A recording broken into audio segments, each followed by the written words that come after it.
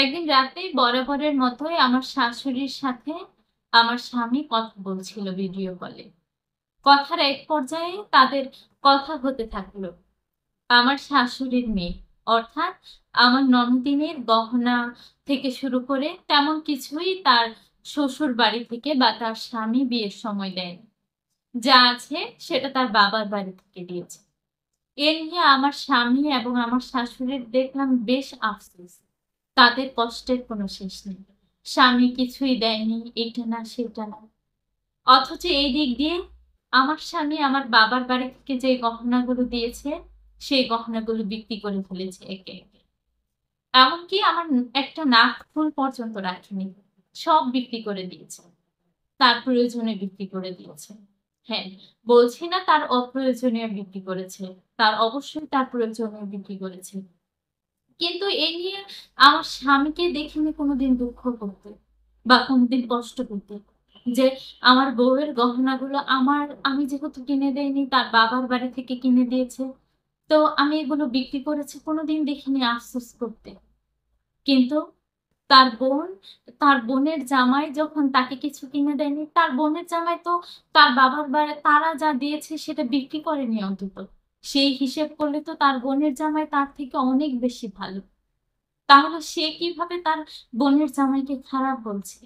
সেটা আসলে কে প্রশ্ন করবে? সেই কথাটা যদি আপনি জিজ্ঞেস করেন, তাহলে আপনি হয়ে যাবেন খারাপ। আপনি তখন আপনাকে বলা হবে আপনি এতদিন অভিনয় করে গেছেন। তা আপনি এখন আপনার স্বামীর অবাধ্য হচ্ছেন। কিন্তু এগুলো কি আসলে জিজ্ঞেস করার বিষয় না? এগুলো কি আসলে একটা মেয়ের কষ্ট লাগার বিষয় না? আমার স্বামীর সামর্থ্য থাকা অবস্থায়ও যদি আমাকে কোনো গহনা না কিনে দেয়, কিনে না দিয়ে সে অমুককে দিচ্ছে, তমুককে এইটা দিচ্ছে, এইটা ওইটা দিচ্ছে, বরঞ্চ আমার কাছে যা আছে সেটাও সে বিক্রি করে আমাকে সর্বশান্ত করে দিচ্ছে। এই কথাটা কি জিজ্ঞেস করার অধিকার আমার নেই? এই কথাগুলো যদি কোনো মেয়ে জিজ্ঞেস করে, তাহলে সেই মেয়েটা খারাপ। সে মেয়েটা স্বামীর কথা শুনে না, স্বামীর অবাধ্য হয়। কেন জিজ্ঞেস করবে না? আমার মনে হয় এটা প্রায় প্রত্যেকটা মেয়েরই জিজ্ঞেস করা উচিত। আর বরঞ্চ সেই দিক থেকে আমার স্বামীর হচ্ছে উল্টা অভিযোগ। বেশিরভাগ স্বামীদের উল্টা অভিযোগ, আরে তোমার বাবার বাড়ি থেকে তো আমাকে কিছুই দেয়নি, তোমার চেয়ে আমি ভালো বিয়ে করতে পারতাম, তারপর হচ্ছে তোমাকে বিয়ে করে আমার লস হয়েছে, এইটা সেইটা, কথার কোনো শেষ নেই। আচ্ছা, বিয়ে কি লাভ লসের বিষয়? এখানে কি আপনি ব্যবসা করতে বসেছেন নাকি? এটাই তো বুঝলাম না। বিয়ে কোনো ব্যবসা না। বিয়ে হচ্ছে দুইটা মানুষের সম্পর্ক, দুইটা মানুষ একসাথে সারা জীবন একসাথে থাকবে, সুখ দুঃখের ভাগীদার হবে। আর সেটা না করে এখনকার মানুষ কি করে? বিয়ে করে লাভ হয়নি, লস হয়েছে, এইটা হয়েছে, সেইটা হয়েছে, শ্বশুর বাড়ি থেকে হ্যান পেলাম না, ত্যান পেলাম না। কেন ভাই? আপনার যখন আপনি বিয়ে করেননি তখন কি আপনি না খেয়েছিলেন? বা আপনি বিয়ে করেছেন শ্বশুর বাড়ি থেকে পাওয়ার জন্য? একটা মেয়েকে একটা বাবা এত বড় করেছেন, বড় করার পর আপনার ঘরে দিয়েছে, আপনার তো শুকরিয়া আদায় করার কথা। বরঞ্চ আপনারা কি করেন? বরঞ্চ আপনারা করেন শ্বশুর বাড়ি থেকে এইটা দিতে হবে, হুন্ডা দিতে হবে, বাইক দিতে হবে, প্রাইভেট কার দিতে হবে, জমি দিতে হবে, বাড়ি দিতে হবে, টাকা দিতে হবে, ফোন দিতে হবে। এত কেন? বরঞ্চ তো আপনাদেরই দেওয়ার কথা শ্বশুরকে, যে আমার আমার স্ত্রীকে আপনারা এতদিন পর্যন্ত লালন পালন করেছেন। এটাই তো মানে আমি যতটুকু জানি, আমার ছোট মস্তিষ্কে যতটুকু আসে, এটাই তো ইসলাম নাকি? বরঞ্চ আমাদের নিয়মগুলো উল্টো। কিন্তু এই দিক দিয়ে একটা মেয়ে কিন্তু সহজে অভিযোগ করে না। আর যদি মেয়েটা অভিযোগ করে তখন বলে, আরে এই মেয়ে তো লোভী, এই মেয়ে তো অনেক বেশি লোভী, স্বামীর টাকা পয়সা, সেই জন্য এই স্বামীকে বিয়ে করেছে, এটা সেটা। আবার আপনি চিন্তা করেন, বছরে দুইটা ঈদ আসে, ঈদ সবারই জন্য আনন্দের বিষয়, কিন্তু আপনার কি মনে হয় বেশিরভাগ মেয়েদের জন্য আনন্দের বিষয়? আমার তো মনে হয় না।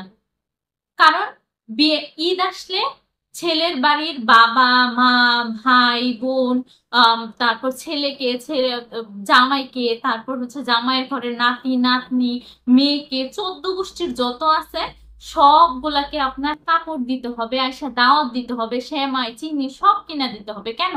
আপনাদের কি সেমাই চিনি কেনার টাকা নাই? তাহলে আপনার যখন ছেলেকে বিয়ে করেন নাই বা আপনি যখন বিয়ে করেন নাই, তখন কি আপনারা ঈদের মধ্যে সেমাই খান নাই বা ঈদের মধ্যে কাপড় পরেন নাই? আজব! আর আপনারা যে এত কিছু দাবি করেন, এত দাওয়াত দেওয়ার কথা, এটা সেটা, আপনারা কি করেন? হ্যাঁ, আপনারা কি মেয়েকে কত কিছু দেন? তেমন কিছুই তো দেন না। এই কথাগুলো যদি মেয়েরা বলে, আরে ভাই মেয়েরা তো লুবি, মেয়েরা তো এইটা সেইটা, মেয়েরা তো এমন তেমন হামুন দামুন, মানে কথার কোনো শেষ নেই। সব দোষ আসলে নন্দকোষ, এই কথার মানে এইরকম হচ্ছে অবস্থা। আপনার যত দোষ আছে দুনিয়াতে সব মেয়েদের, যত দোষ পাবেন আপনি সব মেয়েদের, মানে তাদের দোষের কোনো শেষ নাই, তারা হচ্ছে সর্বদোষে দোষী। এই অবস্থা হচ্ছে মেয়েদের।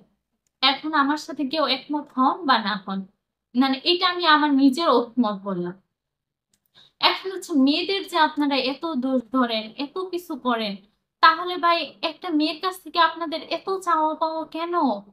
এটা তো আমি বুঝি না। আপনি যে, আর আমি মনে করি যে সব ছেলেরা এগুলা মানে মনে করে যে শ্বশুর বাড়ি থেকে এইটা দিল না, ওইটা দিল না, এটা পাইলাম না, ওইটা, ওইসব মেয়ে, ওইসব পুরুষদের ঘরে খোদা শুধু মেয়ে দেখ, তাহলে বুঝবে আসলে ওই জায়গায় জানলে আসলে কি অবস্থা, বা তার মেয়ের যখন কষ্ট হবে তখন বুঝবে।